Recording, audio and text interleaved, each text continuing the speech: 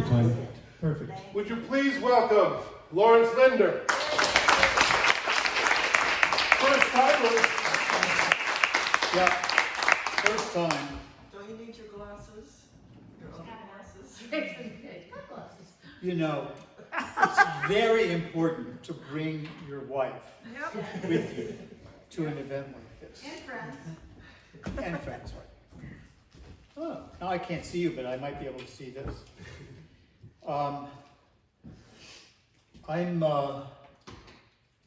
Let's see. I'm a poet, I think. I'm really an architect. Went to school, trained, and worked for 50 years as an architect. I still am an architect, but about a year and a half ago, started writing, and I have written quite a bit of poetry, and poetry goes back to college, so I'm kind of having fun with it. I'll read 3 unless you boo me off the stage after 1. The first, these are kind of serious. This is, we live in New Orleans in the winter and the spring, and this is something that happened when I was driving in New Orleans. It's called Under the Bridge. Under the bridge, the air collects. Still in the shade, my car too, my eyes resting for a moment, unbridled.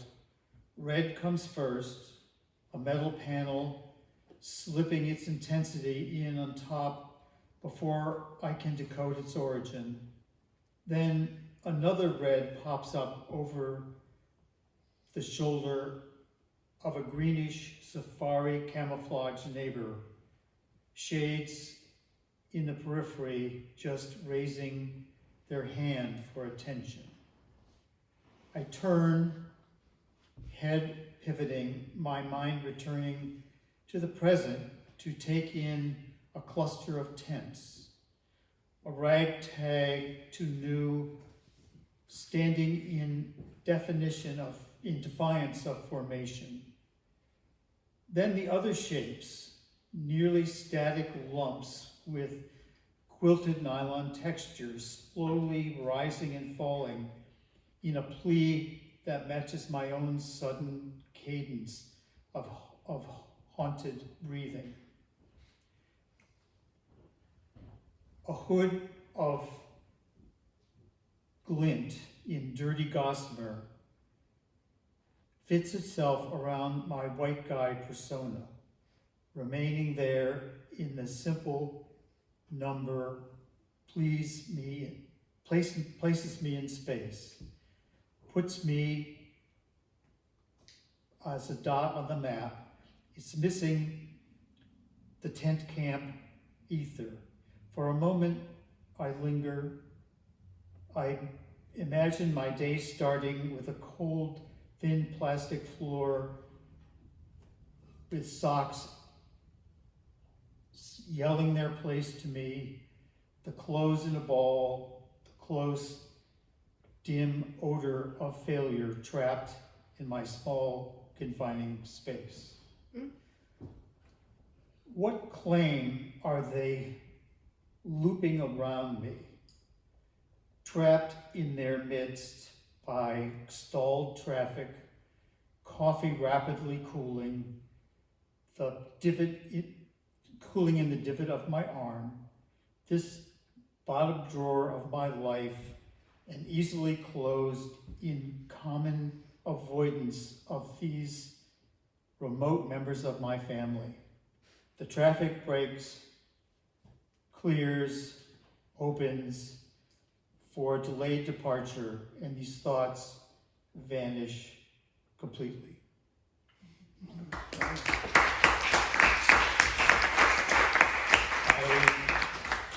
I am also not used to reading in public. So this one is a tribute to the women in my life. And there are many, and have made me a much better person. First thing, disclosure. I am an old white man. People of my exact demographic have been in charge for a long time, so let's agree on a nice round number, 2,000 years. In those years, if you put your ear to the solid ground and listened for the sound of men marching and dying, you would have years of peace.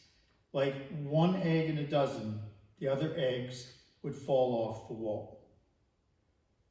Women mostly don't fight in wars, don't send their men off to work with split lips and black eyes, don't have fights, don't try out for the wrestling team, although the perfume in the practice room might be the reason.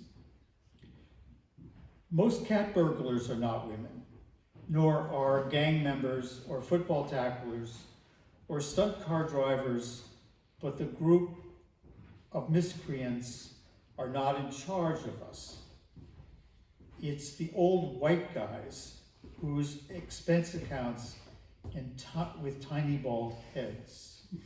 So I would put women in charge and give them 2,000 years for an accurate gauge of fuckitness. Make sure they are in charge of all and everything that we can tag as the old white man's traditional bailiwick. With no wars, they will take the weekly pin money from the military industrial guys and build a gazillion houses for the poor, fill multiple billions of food baskets for the hungry, and throttle the oil guys into sustainable girdle of leafy green. Mothers and children will be elevated to a position more important than Monday Night Football.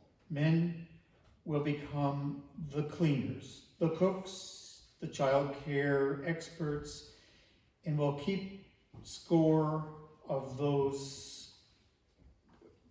progress women make as they wait their turn to fuck it up again.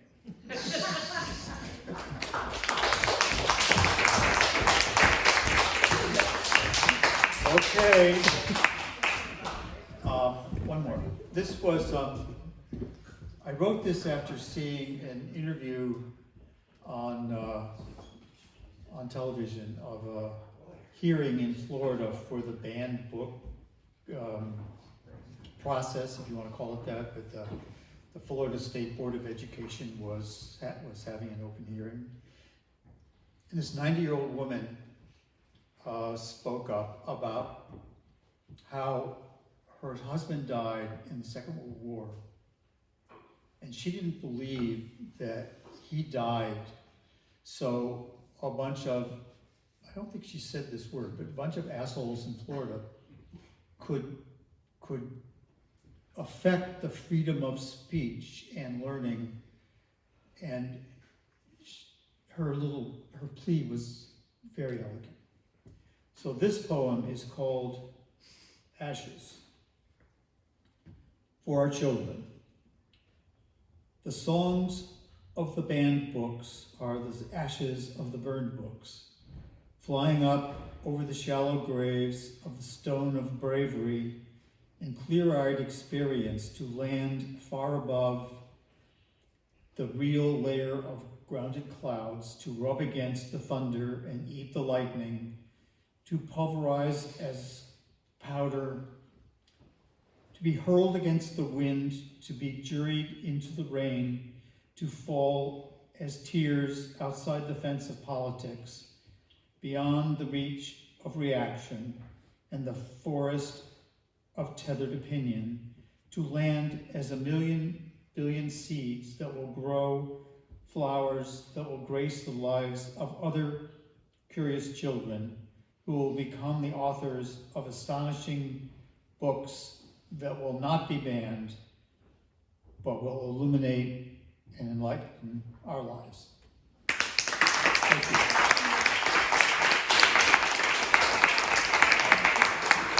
Lawrence Linder, ladies and gentlemen. John.